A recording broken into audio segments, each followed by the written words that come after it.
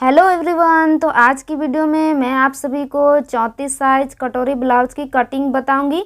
तो ये रहा मेरा अस्तर का फैब्रिक और ये है मेरा मेन फैब्रिक। तो आज मैं इसी पर आपको कटिंग सिखाऊंगी। तो चलिए वीडियो को शुरू करते हैं। तो पहले हम यहाँ पे अस्तर को खोल लेंगे इस तरीके से, और ये कपड़ा देखिए हमारा 2 फोल्ड पर है। तो हमें यहाँ पे फोल्डिंग कितना लगाना है वो आपको सबसे पहले यहाँ पे ध्यान रखना है।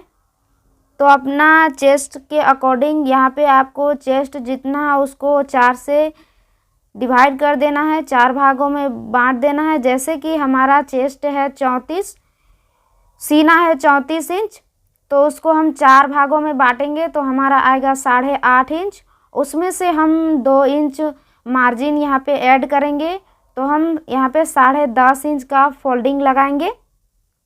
तो अब हम ब्लाउज का लंबाई का निशान लगाएंगे। तो रेडी लेंथ यहाँ पे 12 इंच रहेगा और बॉटम साइड हमें तुड़पाई करना है, तो इसलिए हमने 1.5 इंच यहाँ पे नीचे एक मार्किंग की है। अब हम 12.5 इंच ऊपर निशान लगा रहे हैं। आधा इंच हमारा सिलाई मार्जिन में जाएगा, तो हमारा 12 इंच रेडी लेंथ जो ब्लाउज का रहेगा। और 5 इंच यहाँ पे शोल्डर ले रहे हैं हम, और 5.5 इंच यहाँ पे आर्म होल की लंबाई, और 8.5 इंच हमारा सीना रहेगा, 34 साइज है।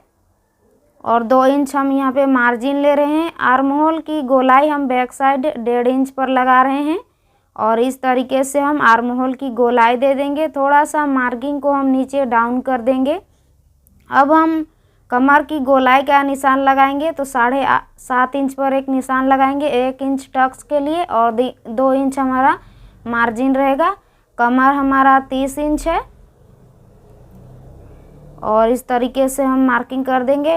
और गले की जो लंबाई रहेगी 7.5 इंच हम रख रहे हैं, आप अपने अकॉर्डिंग रख सकते हैं। चौड़ाई हम नीचे से 2.5 इंच और ऊपर से 2.25 इंच रख रहे हैं। और इस तरीके से लाइन को पहले सीधा कर लेंगे, और फिर हम यहाँ पे गले की गोलाई दे देंगे। हम गोल गला रख रहे हैं, आप चाहे तो कोई और भी डिजाइन दे सकते हैं।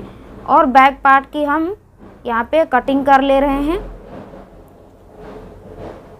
तो आपको भी कुछ इसी तरह से यहाँ पे कटिंग करनी है। मार्किंग के अकॉर्डिंग ही कटिंग करनी है। तो बैक पार्ट की हमारी कटिंग हो चुकी है। गले की कटिंग हम बाद में करेंगे। चलिए अब हम फ्रंट पल्ले की कटिंग कर लेते हैं। तो फ्रंट पल्ले की कटिंग करने के लिए हमने देखिए एज इट इज बैक पल्ले को यहाँ पे रख लिया है, और यहाँ पे देखिए जिधर हमारा काज बटन होता है उस साइड हमने आधा इंच बढ़ा के लिया है कपड़ा, क्योंकि ये सिलाई मार्जिन में हमारा दब जाएगा। तो हमें इधर मार्जिन रखना ही है। अगर मार्जिन नहीं रखेंगे तो आपका जो ब्लाउज है वो फिटिंग अच्छी नहीं आएगी। और नीचे से हमने देखिए तुड़पाई करेंगे, इसलिए हमने देखिए 1.5 इंच यहाँ पे बढ़ा के लिया है, और फिर हम यहाँ एज इट इज मार्किंग कर देंगे। और इसी तरीके से पूरी मार्किंग कंप्लीट कर लेंगे। और जितना हमने बैक पार्ट में गले की चौड़ाई ली थी उतना ही हम फ्रंट के लिए भी रख रहे हैं। और फिर से हम आर्म होल की गोलाई का निशान लगाएंगे। तो इसीलिए हमने मार्किंग को एज इट इज यहाँ पे सीधा कर लेंगे। और फ्रंट साइड हम आर्म होल की गोलाई देने के लिए इस तरीके स्केल से एक अंदर की साइड निशान लगाएंगे, और इसी निशान से हमें आर्म होल की गोलाई देनी है। अब हम फ्रंट साइड गले की जो लंबाई है वो 5.5 इंच ले रहे हैं, और चौड़ाई हमारी मार्जिन के साथ 3 इंच है। और इस तरीके से हम लाइन को सीधा कर देंगे और गले की गोलाई दे देंगे। आप चाहे तो कोई और डिजाइन भी दे सकते हैं। अब हम बेल्ट का निशान लगाएंगे। तो पहले हम जितना यहाँ पे तुड़पाई करेंगे उतना सा यहाँ पे हम पहले निशान लगा लेते हैं, और इस तरीके से पहले मार्किंग को सीधा कर लेंगे। अब हम बेल्ट के लिए निशान लगाएंगे। तो 3 इंच पर हम दोनों साइड एक एक निशान लगाएंगे, और पहले हम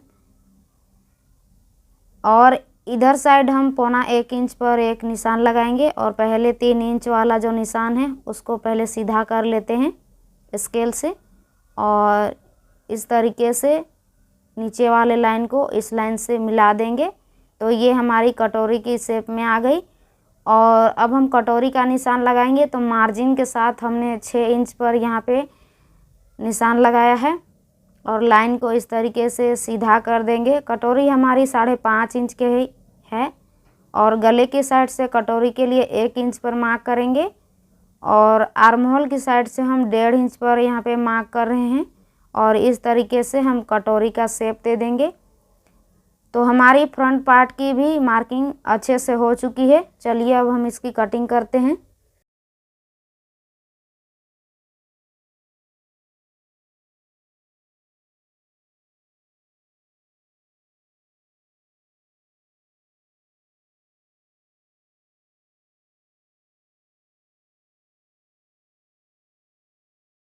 अब हमें कटोरी को बड़ा करना है। जो कटोरी हमारी कटिंग से निकली है, तो जहाँ पर भी आपका इस तरीके से कपड़ा थोड़ा खिंचाव में आता है उसी जगह पर आपको कटोरी को बड़ा करने के लिए रखना है। तो पहले एज इट इज जैसे है वैसे हम मार्किंग कर लेते हैं। तो अब हम कटोरी को बढ़ाएंगे। तो इस साइड हमने 1.5 इंच बढ़ाया है और इधर साइड भी हम 1.5 इंच बढ़ाएंगे और पहले हम सेंटर का निशान लगाएंगे। तो 9.5 इंच है तो इसका सेंटर हम आधा कर लेंगे इस तरीके से और सेंटर पर मार्क कर देंगे और 1.5 इंच नीचे हम एक निशान लगा रहे हैं और इस तरीके से सभी मार्किंग को आपस में मिला देंगे।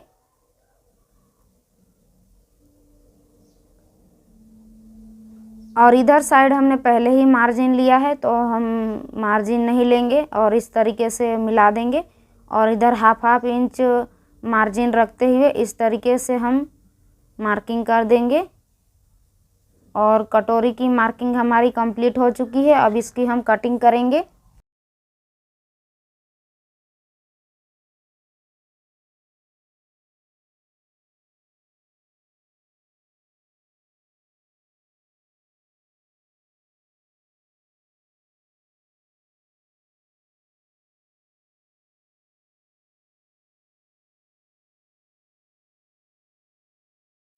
कटोरी की कटिंग हमारी कंप्लीट हो चुकी है। अब हम आस्तीन की कटिंग करेंगे। तो हमने देखिए कपड़े को 4 फोल्ड कर लिया है। अब हम लंबाई का निशान लगाएंगे। तो लंबाई का निशान हम यहाँ पे 5.5 इंच पर लगा रहे हैं क्योंकि 4.5 इंच का हमारा यहाँ पे रेडी आस्तीन का लंबाई रहेगा और हम फोल्डिंग करेंगे उसके लिए हमारा मार्जिन ऐड होगा। और हमने यहाँ पे आस्तीन को 3 इंच पर डाउन किया है। देखिए 3 इंच पर एक निशान लगा रहे हैं और यहाँ पे हमारी जो यहाँ पे आस्तीन का जो गोलाई रहेगा वो कैसे लेना है। तो चलिए हम अभी बैक पार्ट का जो हमारा पल्ला है उसको देख लेते हैं। तो यहाँ पे आधा इंच मार्जिन छोड़ देंगे और इस तरीके से यहाँ पे नाप लेते हैं। दोबारा से देखते हैं। तो यहाँ पे 7.5 इंच और मार्जिन के साथ हमारा 9.5 इंच यहाँ पे आ रहा है। तो यहाँ पे हमारा आस्तीन थोड़ा छोटा पड़ रहा है तो इसके लिए हम यहाँ पे अटैच करेंगे अलग से कपड़े को। तो पहले ही यहाँ पे हम आस्तीन का शेप दे लेते हैं। तो ये हमारा बैक पार्ट का निशान लग गया। अब जो फ्रंट पल्ले में हमें गहराई देनी है वो गहराई देंगे कुछ इस तरीके से। आधा इंच का यहाँ पे हमारा गहराई देना पड़ता है और फिर हम इसकी यहाँ पे कटिंग कर लेते हैं और यहाँ पे बीच में कट लगा देंगे और आस्तीन को खोल लेंगे और खोलने के बाद जो हमने गहराई दिया है उसकी हम कटिंग कर लेते हैं इस तरीके से। तो हमारी आस्तीन की कटिंग हो चुकी है। अब हमें यहाँ पे जॉइंट लगाना है। तो चलिए हम जॉइंट यहाँ पे लगा लेते हैं। तो आस्तीन जो हमारा छोटा हुआ है उसको बढ़ाने के लिए यहाँ पे फिर से हमने 4 फोल्ड वाला कपड़ा लिया है और इस तरीके से हम यहाँ पे इसकी कटिंग करेंगे। और देखिए हम यहाँ पे माप लेंगे तो ये हमारा 9.5 इंच आ रहा है। अब इसकी हम यहाँ पे कटिंग कर लेते हैं और इस तरीके से यहाँ पे हम अटैच करेंगे। तो हमारा ये आस्तीन देखिए बिल्कुल तैयार हो चुका है। तो देखिए हमने आस्तीन को पहले जो कपड़ा अटैच करना था उसको अटैच कर लिया है। अब हम फिर से इसको माप कर देखते हैं कि हमारा सही से आ रहा है कि नहीं। तो देखिए ये हमारा बिल्कुल 9.5 इंच आ रहा है मार्जिन के साथ और ये परफेक्ट कटिंग हुई है। अब हम मोहरी यहाँ पे कटिंग करेंगे। पहले हमने कटिंग नहीं किया था क्योंकि यहाँ पे हमें जॉइंट लगाना था, इसीलिए। तो यहाँ पे मोहरी हमारी 5 इंच रहने वाली है। तो 5 इंच पर हम यहाँ पे निशान लगाएंगे और फिर इसकी हम कटिंग कर देंगे। आस्तीन की भी कटिंग हमारी बहुत ही अच्छी तरीके से हो गई है। आज की वीडियो में आपने सीखा होगा कि जब भी आस्तीन हमारी छोटी हो तो कैसे उसे बड़ा करें। अब हम यहाँ पे जो अस्तर का कटिंग किया है अब मेन फैब्रिक में रखते जाएंगे और फिर हम इसकी कटिंग करेंगे। तो देखिए आपको कुछ इस तरीके से रखना है और फिर इसकी कटिंग करनी है। और यहाँ पे आधा आधा इंच यहाँ पे मार्जिन आपको छोड़ना है ताकि जब भी आप मेन पार्ट और अस्तर के पार्ट को अटैच करेंगे तो आपका इधर उधर फैब्रिक ना हो। तो इसीलिए हमें थोड़ा सा बढ़ा के ही लेना है और फिर हम इसकी कटिंग कर देंगे। गले की कटिंग हमें अभी नहीं करनी है, बाद में कटिंग करेंगे जब हम मेन पार्ट और अस्तर पार्ट को जॉइंट करेंगे, उसके बाद हम गले की कटिंग कर लेंगे। तो अभी पहले हम ऐसे ही कटिंग कर लेते हैं। तो आपको इसी तरीके से सभी पार्ट्स की कटिंग करनी है। तो चलिए हम फटाफट से सभी पार्ट्स को कटिंग कर लेते हैं। तो ये हमारा एक पल्ला कट गया। तो देखिए दोस्तों हमने सारे पल्ले को यहाँ पे कटिंग कर लिया है। तो आई होप कि आज का वीडियो आप सभी को पसंद आया होगा। प्लीज़ दोस्तों वीडियो को लाइक एंड चैनल को ज़रूर से सब्सक्राइब कीजिएगा। कल आपको इसकी स्टिचिंग की वीडियो मिल जाएगी। Thanks for watching.